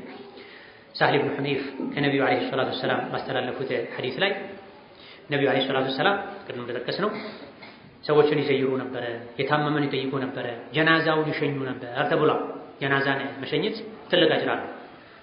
ጀናዛን እስኪሰገድበት ድረስ አጅቦ አብሮ የቆየ አንድ ጋራ የሚያክል አጅር አለው። ተሰግዶበት ተቀብሮ ስርዓተ ቀብሩ እስኪጠናቀቅ ድረስ አብሮ የቆየ 2 ጋራ የሚያክል አጅር አለው ብለዋል ነብዩ ሰለላሁ ዐለይሂ ወሰለም ቡኻሪና ሙስሊም ዘገቡት ሐዲስ ላይ። ጀናዛ መሸኘቱ አንዱ ዓላማው እንደውም ትልቁ ዓላማው ሶላት ነው ተብሏል። ሶላት ጀናዛ ነው። ብዙ ሰዎች ይሄዳሉ እንደው ለቅሶ ቤት ላይ ይገኛሉ። ነገር ግን ዋናው ሰዓት ላይ ገሸሽ ነው። የሶላት ሰዓት ላይ ለሟች የሚጠቅመው ትልቁ ከሸኚዎች የሚጠቅመው ስራ ምንድነው? ሶላት ጀናዛ መገኘቱን ይገኛሉ። ነገር ግን ከፊሉ ማስተናገድ ላይ፣ ከፊሉ ውሃ መቅዳት ላይ፣ ከፊሉ ወዘተ ላይ ተጠምዶ ትልቁን ዒባዳ ትልቁን የሟች ሐቅ ይዘነጋል። ሶላት አይሰግዱም። ሶላት ጀናዛ ላይ መገኘት ዋና ዓላማው ጀናዛ ላይ መገኘት፣ ለቅሶ ቤት መሄድ ዓላማው አንዱ ትልቁ ለሟች የሚጠቅመው ሶላት መስገድ። ነቢያችን ሰለላሁ ዐለይሂ ወሰለም ከአይሻ ኢማም ሙስሊም በዘገቡት ሐዲስ ላይ አንድ ሟች ሞቶ 100 ሙስሊሞች ከሰገዱበት አማላጅ ሆነውት ከአላህ ጋር ያስታርቁታል ብለዋል። ይሄ የመጀመሪያ ህግ ነበር፣ የመጀመሪያ ብስራት ነበር። መጀመሪያ ላይ ለነብዩ አላህ ይሄን ነገራቸው። አንድ ሰው ሞቶ 100 ሙስሊሞች ከሰገዱበት ሸፋዓ ይሆነዋል፣ አላህ ይታረቀዋል፣ አላህ ይቀበለዋል። የ100 ሰዎች የራህመት የእዝነት ዱዓ ጸሎት ሶላት ከአላህ ጋር ያስታርቀዋል፣ ጀነት ይገባል ማለት። ኋላ ላይ ደግሞ ረህመቱ ጨመረ፣ አላህ ወደ 40 ወረደ። አንድ ሰው ሞቶ 40 በአላህ ማያሻርኩ ሰዎች ከሰገዱበት አላህ ተባረከ ወተዓላ ይታረቀዋል። የእነሱን ሽምግልና ቆመው ተማጽነው ዱዓ አድርገው ተቀበሉት። የእነሱን ተማጽኖ የእነሱን ምልጃ አላህ ተቀብሎ ይምረዋል፣ ይቅር ይለዋል ብለው። ስለዚህ ሶላተ ጀናዛ ላይ መስገድ ሟችን አላህ እንዲታረቀው እንዲመረው ጀነት እንዲያስገባው የጀነት ሰው ከሆነም ደረጃው ከፍ እንዲል በወንጀሉ ጀሃነም ተፈርዶበት ከነበረም ከጀሃነም እስር ቤት ወጥቶ ጀነት እንዲገባ ማድረጊያ ነው። ሶላተ ጀናዛ እጅግ በጣም ቀላል የሶላት አይነት ነው። ብዙ ሰዎች ጀናዛ ሲባል ተነስተው ውልቅ ይላል ይሄዳል። ማይሰግዱ ሰዎች አሉ። ምን ነው ስላቸው አልችልም ነው ጥቅሙን የሚያውቁ ቅድም ምን ብለናል?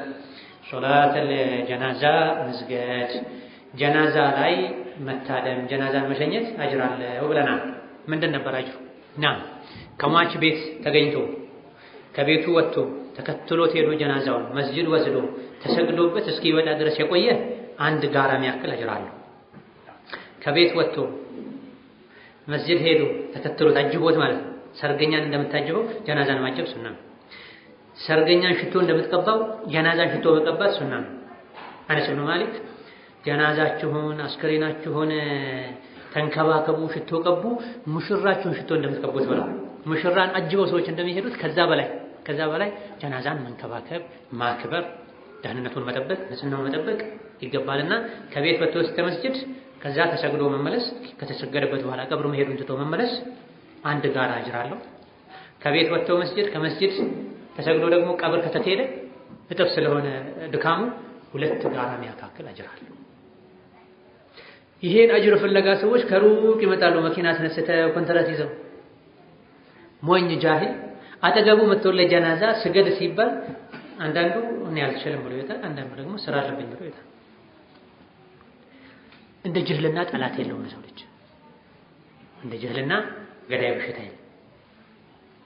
የገባቸው ያወቁ ከሩቅ ይመጣሉ ሊሰግዱ፣ ያልገባው ያላወቀ ያልተጨነቀ አጅር ማያሳስበው ጅህልና ያጠገበው ሶላተል ጀናዛ መስጂድ ካለበት መስጂድ አላህ አምጥቶለት እንኳን ትቶት ይሄዳል። ለምንድን ነው የምትሄደው ሲባል መስገድ አልችልም ይላል። ሶላተል ጀናዛ እኮ በጣም ቀላል ሶላት ነው። ምንም የተለየ ነገር የለውም። ያውም ሩኩዕ ስጁድ የሌለበት በሰከንዶች የሚያልቁ ሶላት ውዱእ ባደረከው ሶላት ባደረከው ውዱእ ወደፊት ቂብላ ዞረ ሰዎችን ተከተለ አላሁ አክበር ማለት ነው። ጀናዛ ነው የሚለውን በልብህ ነይተህ አንዳንዶች የሚነየተውን አላውቅም ይላሉ። የሚነየተውን አላውቅም ይላሉ። ንያ በልብ ነው ባፍ የሚባል ነገር የለም። ሟች አለ የሟች ሶላት ማለት ነው። የጀናዛ ሶላት በልብህ የጀናዛ ሶላት ካልክ በቂ። ከዛ ወደ ቂብላ ዞረ አላሁ አክበር ማለት ከዛ ምን ነው የሚደረገው? نعم ፋቲሓ ነው የሚቀራው። ከዛ ሶላት አለ ነብይ ፋቲሓ እንደው ማያውቅ ሙስሊም የለም። ከዛ በኋላ ሶላት አለ ነብይ ረጅሙን አታውቅም። ሶላት ኢብራሂምያ አታውቅም። اللهم صل وسلم على محمد አለቀ። اللهم صل وسلم على محمد ትንሹ መጣቸው ወአሊሂ ቢጨመር መልካም። اللهم صل وسلم على محمد وعلى آله ረጅሙን ካልቻለ اللهم صل على محمد صلى الله على محمد ሩክኑ በዚህም ዋላ ረጅሙን ካልቻለ ከዛ በኋላ ምንድነው ዱዓ ነው። የተለያዩ ዱዓዎች አሉ ከአቡ ሁረይራ ከሌሎች የሚተላለፉ ያን ዱዓ አልቻልክም ባጭሩ ዝም ብለህ اللهم اغفر له اللهم اغفر له اللهم اغفر له اللهم اغفر لها اللهم ارحمها اللهم ارحمها አልቻልክም ይሄንም አማርኛ ስላለ አይደለ ጌታዬ ሆይ ይሄን ወንድሜን ማረው እዘንለት ቀብሩን አስፋለት ኑር አድርግለት ጥያቄውን አቅልልለት ቀብሩን ጀነት አድርግለት በል በአማርኛም አድርገው በኦሮምኛም አድርገው በጉራግኛም አድርገው በስልጥኛም አድርገው በትግርኛም አድርገው ይቻላል። በአረብኛ ዱዓ ማድረግ ማይችል ሰው በራሱ ቋንቋ ማድረግ ይችላል። ምንድነው ጭብጡ ዓላማው? ለማች የሚደረግ ዱዓ ዓላማው ምንድነው? ረህመትን መጠየቅ ነው፣ እዝነትን መጠየቅ። በገባህ ቋንቋ በገባህ ልክ ለማች እዝነትን ጠይቅ። ከዛ 4ኛው የመጨረሻው ተክቢር ተደርጎ ዝም ብለህ ማሰላመት ትችላለህ። اللهم لا تحرمنا اجره واغفر لنا وله ولا تفتنا بعده ማለት ትችላለህ። እዚህ ቀላል ነው። ምንም ባትል ዝም ብለህ ቆመህ አላሁ አክበር አላሁ አክበር ብለህ አራቱን ተክቢር አድርገህ ማሰላመት ትችላለህ። እነዚህ ቀላል ሶላት አይተሃል? ደረጃዎች አሉት ማለት ረጅም የሚደረግ ዱዓ ለዑለሞች የሚያደርጉት ያደርጉ እውቀት ያለው አንተ ያቀምህና በአረብኛ ካልቻልክ በቋንቋ አድርግ። አልቻልክም ይሄንም ቢያንስ ወንድምህ ላይ አላሁ አክበር ዝም በል። ከዛ ሌላኛውን ሰዎች እስኪጨርሱ ድረስ አላሁ አክበር አሉ አላሁ አክበር ዝም ብለህ መቆምህ ተክቢር ማድረግ ብቻ ለወንድምህ ትልቅ። ሌላው ደግሞ ወንድሜ ለምን አትማር? የጀናዛ ሶላት አሰጋገድ አንድ ቀን ስትግማሽ ስትል ለምን አትማር? ቻይና ቃል መጫን ስትሄድ ቻይንኛ ተምረህ ትችላለህ፣ ጀርመንኛ ችለሃል ትሞክራለህ አላችሁ። ለዱንያ ጉዳይ ሲሆን እስከ ታች ድረስ ወርደን እየለፋን እየጣረን ለዲን ሲሆን አልችልም በቃ አልችልም ያወጣል። ሌላ ጥያቄ እኮ አለ ኸይራ ላይ ለምን አትችልም? ለምን ሞክረህ አቅቶሃል ወይ? ጥያቄ መጣና ግዴለሽ ልንሆን አይገባንም። ሌላው እዚህ ጋር በመባል ያለበት ትልቁ ጉዳይ ጀናዛን መሸኘት አብዛኛው ክፍሉ የሟቹ ሐቅ ነው። በህይወት ያሉ ሰዎች ሐቅ አላህ ሰብር ይስጣችሁ የምትለዋና ታዕዚያዋነት አብዛኛው የሸኝቱ ስነ ስርዓት የማን ሐቅ ነው? የሟች ሐቅ ነው። ስለዚህ ከዚህ ጋር ያያይዘን ሁለት ነገሮችን ማስታወስ ወዳለሁ። አንደኛ ለቅሶ ቤት ላይ ወንጀል እንኳን ቢኖር አለመሄድ አትችልም። ወንጀሉን ሟቹ አይደለም የሚሰራው በህይወት ያሉት ናቸው የሰሩት። ሰርግ ቤት ላይ ወደፊት እንደምናየው ሰርግ ቤት ላይ ከሆነ ወንጀል አለ ብለህ ጥለህ መሄድ ትችላለህ። ሰርግ ቤት የምትሄደው ለማን ብለህ ነው? በህይወት ላሉ ሰዎች ለጠራህ ሰው ስትል ነው የምትሄደው። ለቅሶ ቤት ግን የሚሄደው ለማን ተብሎ ነው? ለሟች ተብሎ ነውና የሚሄደው ሟች ሞቷል፣ ምንም የሚሰራው ስራ የለም። በህይወት ያሉት ያጠፉት ጥፋት የሱ ስርዓተ ቀብር ላይ እንዳትገኝ አያደርግህም። ሰብር አድርገህ ጥግ ይዘህ ቆመህ ጀናዛውን ሸኝተህ ሰግደህ ቀብረህ ኢስቲግፋር አድርገህ ትሄዳለህ። አንድ ይሄን ያዝ። ሁለተኛ በተለይ ሀገራችን ላይ በተለይ አሁን ባለንበት በጀልና በስሜት በቀጥያ ዘመን ላይ ለቅሶ አልደረስከም ብለው ሰውን አንቀው የሚይዙ አሉ። ሽጉጥ ለመምዘዝ የሚደርሱ ሰዎች አሉ። የሴት ፀጉር የሚነጩ ሰዎች አሉ። ፈጥፍጠው የሚፈነክቱ ሰዎች አሉ። የዞሩ ስም ያጠፉ ሰዎች አሉ። እገሌ ለቅሶ አልደረሰም ናቀኝ ይላል። ጀህልና ነው ይሄ የሚያስብለው ምንድነው?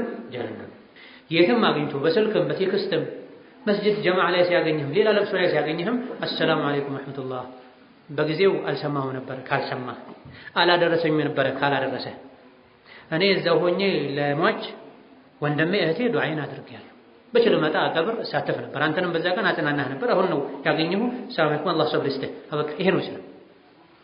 ከባዱን ማቅለል ቀላሉን ማክበድ ጀህልና፣ ስሜትን መከተል። መጥቶ የሞት አባቴ ላይ አልሰገደም፣ ሚስቴ ላይ አልሰገደም፣ ልጄ ላይ አልሰገደም ነው ሰዎች ማለት ለቅሶ እኔን መጥቶ አላጽናናኝም ነው፣ አብሮኝ አልተቀመጠም ነው። ይሄ ገለጥ መስጠት። ሌላው የለቅሶ ስልጣኔያችን በጣም የተበላሸ ያለው ልማዳችን የተበላሸ ለ20 ቀን ለ30 ቀን ለ40 ቀን የሟች ቤተሰብን ወገብ መቁረጥ ኢኮኖሚ ማቃወስ አግባብ አይደለም። አሁን እንኳን ትንሽ ወደ ሱና ሰው የተጠጋ ሲመጣ የተሻሻለ ቢሄድም ነገር ግን ያለቀቃቸው ሰዎች አሉ። ኢብኑ ዑሰይሚን አንድን ሰው ሞቶ ሲያሻግሩት ደብዳቤ ጽፈውለታል። ያልመጣሁት መምጣት አስፈላጊ ስላልሆነ ነው፣ ሰው ግዴታ ነው ብሎ ያሰበም ስለሆነ ያንም ለመቀየር ነው ብለው ደብዳቤ ጽፈው በደብዳቤ ታዕዚያ አድርገው ጨርሰው መገኘት የቻለ በአካል መገኘት ያለበት ለማን ሲል ነው? በዋነኝነት ለሟቹ ሲል ጀናዛውን ለመሸከም፣ ለማጠብ፣ ለመገነዝ ጉድጓዱን አሳምሮ ቆፍሮ ለመቅበር ነው። ያልተሳካም በሩቅ ሆነ ዱዓ ማድረግ ትችላለህ። የሟች ቤተሰብን በሁለተኛ ደረጃ ነው እሱ ሐቅ ያለው ታዕዚያው በሁለተኛ ደረጃ እሱ ሐቅ ነው። አራተኛው ሙስሊም ወንድሙ ላይ ያለው ሐቅ እህቷ ላይ ያላት ሐቅ ሲያጠፋ ሲሳሳት መምከር። ተሚም ኢብኑ አውስ አዳሪ በዘገቡት ሐዲስ ላይ ነብዩ ሰለላሁ ዐለይሂ ወሰለም ዲኑ ነሲሐ ብለው ዲን ማለት ነሲሐ ነው ብለው ነሲሐ ማለት ምን ማለት ነው? ኢራደቱ አልኸይር ሊልመንሱህ ማለት ነው። አልኸጣቢ ረሕመቱላሂ ዐለይሂ እንዳሉት ለሚመክሩት አካል መልካምን ነገር መመኘት ማለት ነው። ኸይርን መውደድ፣ መጥፎን ነገር መጥላት ማለት። ስለዚህ ሙስሊም ወንድሙ ላይ ካለው ሐቅ አንዱ ለወንድምህ መልካምን ነገር መውደድ አለብህ፣ ለራስህ የምትወደው መልካም ነገር። መጥፎን ነገር መጥላት አለብህ፣ ለራስህ የምትጠላው መጥፎ ነገር። ካልሆነ ሙእሚን አትሆንም። ላ ዩእሚኑ አሐዱኩም ሐታ ዩሒበ ሊአኺህ ማ ዩሒቡ ሊነፍሲህ። አንድ ሰው ለራሱ የሚወደው መልካም ነገር ለወንድሙ ለእህቱ እስካልወደደ እስካልተመኘ ድረስ ሙእሚን አይደለም። ጥሩ ቤት እንዲኖርህ ትመኛለህ አለ ለወንድምህም ተመኘለት። በኖሩ እንዴት አድርጌ እንዲኖረው ላድርግ በል። ጥሩ አኽላቅ ኢማን እንዲኖርህ ትፈልጋለህ አለ አንተም ለወንድምህም ይሄን ተመኘለት። ጥሩ የትዳር አጋር ጥሩ ሷሊህ ልጆችን ትወዳለህ ለወንድምህም ውደድላት ለእህትህም። ባህሉ መጃ ኸይርን ሁሉ ለወንድም መውደድ ይሄ ነው ነሲሐ የሚባል። ሌላው ወንድም አጥፍቶ ከተገኘ ስህተት ላይ ሆኖ ከተገኘ በደል ላይ ከተገኘ እጁን ይዞ ተው ብሎ መምከር ግዴታ ነው። ከዚህ በተጨማሪ ኢማሙ ነወዊ ሌሎችም እንደጠቀሱት ነሲሐ ማለት ይሄ ትልቁ የወንድም ሐቅ ወንድም ሲሳሳት መምከር፣ ሲወድቅ ማንሳት፣ ነውሩን ገመናውን መሸፈን፣ አደባባይ አለማውጣት፣ ወንድምህ እህትህ ጥቅም የሚያገኙበትን መንገድ ሁሉ ተከትሎ ወንድምን መጥቀም፣ ወንድምህ ጉዳት እንዳይደርስበት ምችለውን ሁሉ ዋጋ መክፈል፣ ለወንድም ማዘን፣ መራራት፣ ከመልካም ማዘን፣ ከመጥፎ መከልከል፣ ታላቅን ማክበር፣ በታናሽ ማዘን፣ ከተቸገሩ መርዳት ወዘተ። ይሄ በሙሉ ነሲሐ የሚለው ውስጥ የሚካተት ነው። ጀርባ አለመሰጣጠት፣ አለመቆራረጥ የዚህ አካል ነው። በጀህልና በድንቁርና በድለቢስነት ነሲሐን በጊባ በሐሜት መቀየር ፈጽሞ አይገባም። ሙስሊም ፊት ለፊት ይመክራል። ሙናፊቅ ከጀርባ ያማል።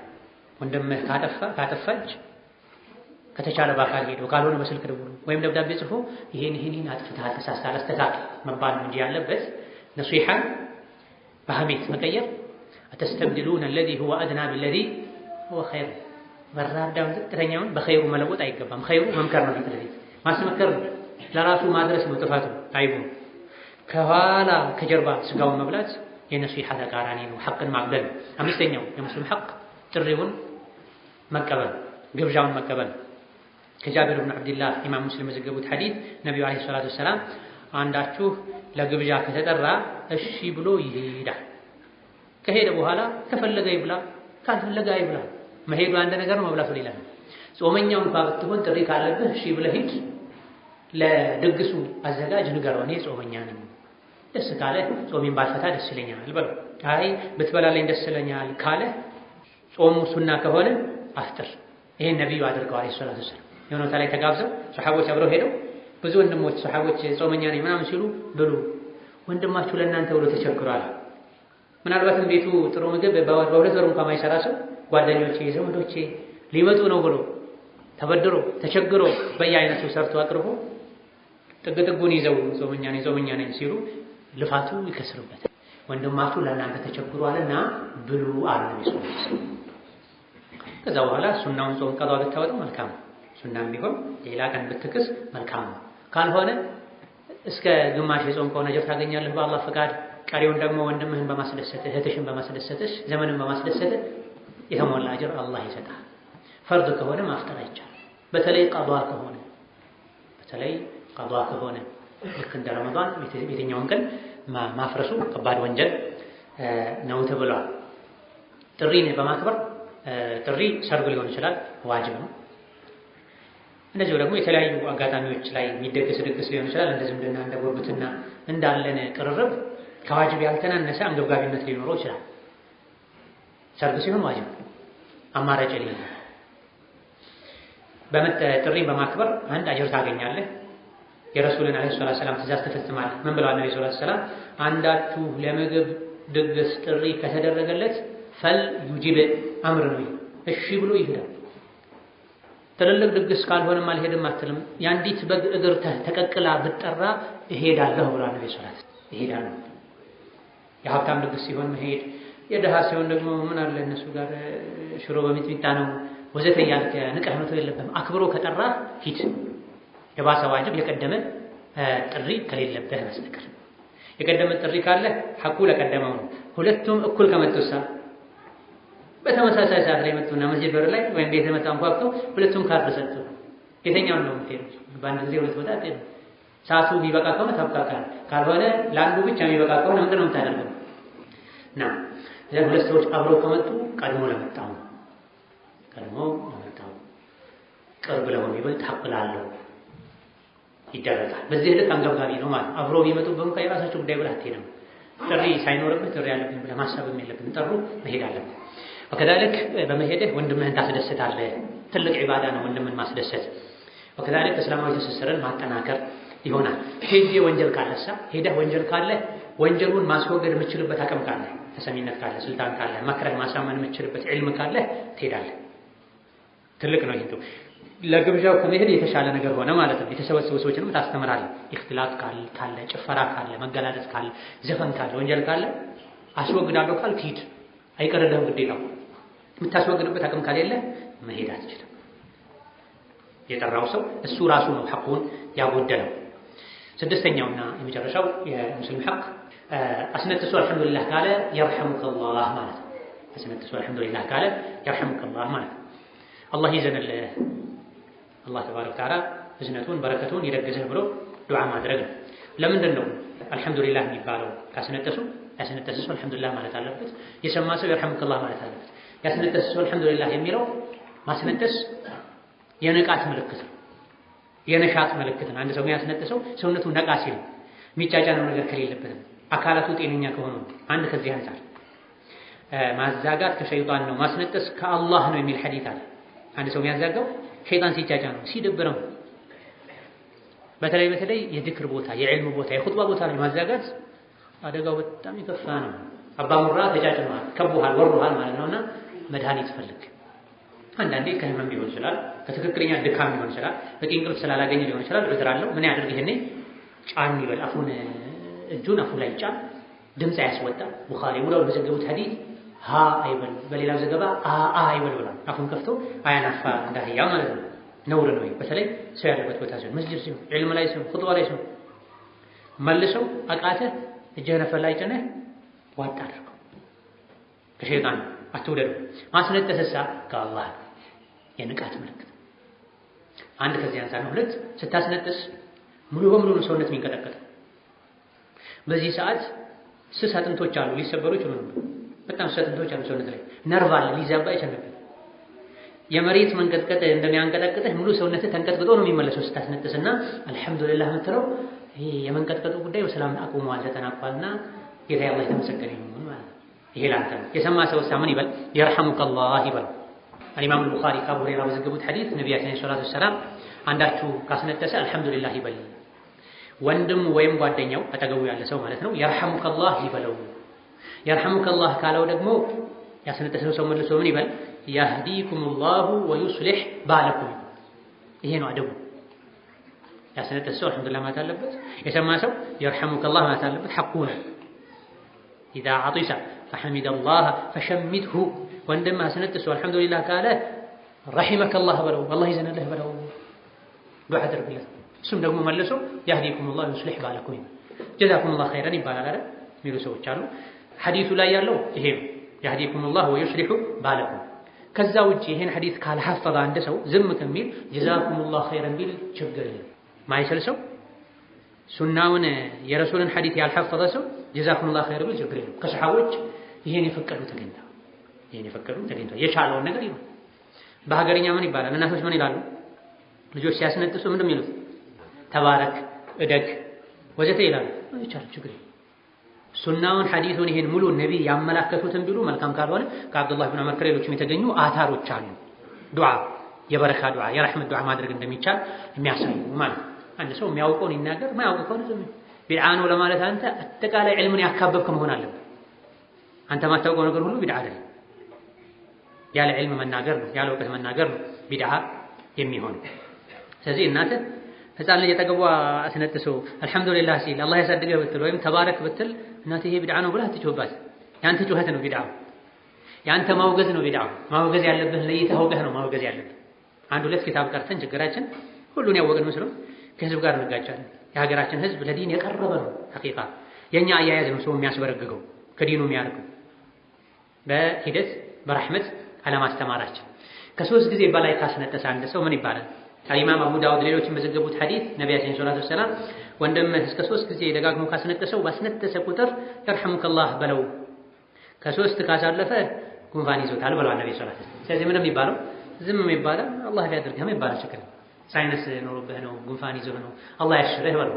እስከ 3 ሰዓት በተከታታይ ይርሐሙከላህ በለው። طيب ይርሐሙከላህ የምትለው እሱ አልሐምዱሊላህ ካለ ነው። አልሐምዱሊላህ ካለ የማያውቅ ሰው ከሆነ ከክፍለ ሀገር የመጣ ጃሂል አዲስ የሰለመ ሰው ከሆነ ካስነጠሱ አልሐምዱሊላህ ይባላል ብለህ ታስተምረዋለህ። ያውቃል፣ ያነባል፣ ይሰማል። አንዳንዴ ሲልም ትሰማዋለህ። ዝም አለ፣ ዝም ብለው ቅጣው። አውቆ ከሆነ ቸላ ያለው ቅጣው። የማያውቅ ከሆነ ጃሂል ከሆነ አስተምረው። በጥበብ ደግሞ ብትጠቁመው መልካም። አንድ ሐል አጠገባቸው አንድ ሰው አስነጥሶ ዝም አለ። ከዛ በኋላ ምን አሉ እሳቸው? ያስነጠሰ ሰው ምን ይላል አሉ። እሱ አልሐምዱሊላህ ይላል አላቸው። እሳቸው አስከተለው ይርሐሙከላህ፣ ሳያደናግሩት፣ ሳያስደነግጡት፣ ሳያመናጭቁት፣ ሳያናንቁት ሁስኑ ተዕሊም ይባላል። መልካም የማስተማር ችሎታ ማለት ጥበብ ማለት። ስለዚህ ጃሂል ሰው ከሆነ የማያውቅ ሰው ከሆነ ማሳወቅ፣ የረሳ ሰው ከሆነ አንድ ሁለቴ ብታስታውሰው ችግር የለው። አብረዋል ከሱ ጋር መኪና ላይ ተጓዝክ ረጅም ጊዜ ደጋግሞ አስነደሰ፣ አንድ ሁለቴ ያስታወስከው አሁን ባለው መንገድም ይሁን በሌላ መንገድ። ከዛ ዝም አለ፣ ዝም በለው፣ ቸላ ብለው። የማያውቅ ሰው ከሆነ አሳውቀው። እነዚህ የሙስሊም ዋና ዋና ሐቆች ናቸው። እዚህ ውስጥ የሚካተቱ ብዙ የሐቅ አይነቶች አሉ። እንደ አጠቃላይ ቅድም ባልነው ሐዲስ መሰረት ለራስህ የምትወደው መልካም ነገር ሁሉ ለወንድምህ መውደድ፣ ለራስህ የምትጠላው መጥፎ ነገር ሁሉ ለወንድምህ መጥላት የሙስሊም ሐቅ ነው። እነዚህ ሐቆችን መጠበቅ፣ መዘያየር፣ መገናኘት፣ ዝምድናን መቀጠል፣ በተገናኘህበት ሁሉ ሰላምታ ማስፋፋት ተገቢ ሆኖ ሳለ መቆራረጥ፣ መራራቅ አግባብ አይደለም። ሸይጣን የወደው ነብዩ ሰለላሁ ዐለይሂ ወሰለም ኢማም አህመድ፣ አቡ ዳውድ ሌሎችም የዘገቡት አልባኒ ሸይኽ ባሉት ሐዲስ ሙስሊም ወንድሙን ከ3 ቀን በላይ ሊያኮርፍ አይገባውም። ከ3 ቀን በላይ ካኮረፈ በላይ የምትለዋን የሐዲስ ሊቃውንት ምን ብለዋል? 1 ሰዓቱን ካቢ ጨምሩበታል። 1 ሰዓት 72 ሰዓት ነው 3 ቀን 72 ሰዓቱ አልፎ 73ኛው ሰዓት እንኳን ብትገባ ከ3 ቀን በላይ አኩርፏል። ሙስሊም ወንድሙን ከ3 ቀን በላይ ሊያኮርፍ አይገባም። 3 ቀኗን ራስን ለማረጋጋት ለመገምገም፣ ቁጣን ለማብረድ ነው እንጂ ከዛ በፊት የምታደርግ መልካም ነው። ከ3 ቀን በላይ ማኩረፍ አይፈቀድም። ከ3 ቀን በላይ አኩርፎ የሞተ ጀሀነም ይገባል። አሁን ነብዩ ሰለላሁ ዐለይሂ ወሰለም ሐዲሱን ኢማም አልባኒ ሶሒህ ብለውታል። አቡ ዳውድ ኢማም አህመድ ዘግበውታል። ሙስሊም ወንድሙን ሊያኮርፍ አይገባም ከ3 ቀን በላይ። ከ3 ቀን በላይ የምትለዋ ደቂቃዎችን ትይዛለች። ከ3 ቀን በላይ ስንል ዓመት፣ 3 ወር፣ 4 ወር፣ የዛሬ ዓመት ምናምን ብለህ አይደለም። 73 ሰዓቷ አለቀች፣ የተፈቀደው ጊዜ አለቀ ማለት ነው። 73 ሰዓት ከ10 ደቂቃ ከ20 ደቂቃ አለ። በዚህ መሃል ሞት አንድ ሰው ጀሀነም ይገባል። ነብዩ ሰለላሁ ዐለይሂ ወሰለም ላ የሒሉ ሊሙስሊሚን አን የህጁረ አኻሁ ፈውቀ 3 ፈመን ሀጀረ አኻሁ ፈውቀ 3 ፈማተ ደኸለ ናር። ኢኽዋኒ ፊላህ አኸዋቲ ፊላህ የሚያስፈራ ሐዲስ። ዘመኑ ላይ ቀጢዓ በዝቷል፣ መቆራረጥ በዝቷል፣ ቂም መያዝ በዝቷል። ፊት ለፊት ከመመካከር ይልቅ ከጀርባ መበላላት በዝቷል፣ መጠላላት፣ መተሻሸት በዝቷል።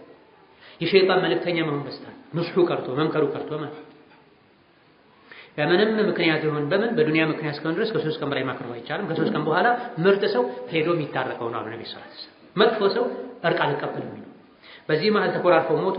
አንዱ ሰላም አወረደ፣ እርቅ አወረደ፣ ሄዶ ሰላም አለ፣ እምቢ አለው፣ እሱ ነፃ ወጥቷል። ያ ኩርፊያውን ተቃቅፎ የሞተው አካል ቢሞት ጀሀነም ይገባል። طيب ለዓመት ሙሉ አኮረፈ፣ ምንድነው ቅጣቱ? ሙስሊምን ከ3 ቀን በላይ ማኩረፍ አይገባውም። ኩርፊያው ቀጥሎ አመት ሙሉ አንድን ሰው ያኮረፈ ሰው እንደገደለው ይቆጠራል አሉ ነብዩ ሰለላሁ ዐለይሂ ወሰለም። ኢማም አህመድ የዘገቡት ሶሒህ ሐዲስ። ሙስሊም አንደምን ከ3 ቀን በላይ ማኩረፉ ወንጀል ነው። ሞት ከ3 ቀን በላይ ማኩረፉ ወንጀል ነው። ሞት አንድ ሰው አኩርፎ ጀሃነም ይገባል አሉ። በህይወት ኖሩ ኩርፊያው ቀጥሎ አመት ደረሰ። ከ3 ቀን በላይ ያኮረፍከውን ሰው አመት ድረስ ያኮረፍከውን ሰው እንደገደልኩ ይቆጠራል። ወንጀሉ በዛ ልክ ነው ማለት ነው። ጊዜህን ቀጥያ በመተው ጎረቤት ለጎረቤቱ ጥሩ ሊሆን፣ ዘመድ ለዘመዱ ጥሩ ሊሆን፣ አላህን ልናስደስት፣ ሸይጣንን ልናዋርድ ልናርቅ ይገባናል። በሰማነው እንጠቀም አላህ ያደርገን። ጠቃሚ እውቀትን ከመልካም ስራ ጋር አላህ ያደረገን። እሱም የወደውን የምንከተል አላህ ያደርገን። ዱንያችን አኺራችን አላህ ያሳምርልን። ወላሂ ተውፊቅ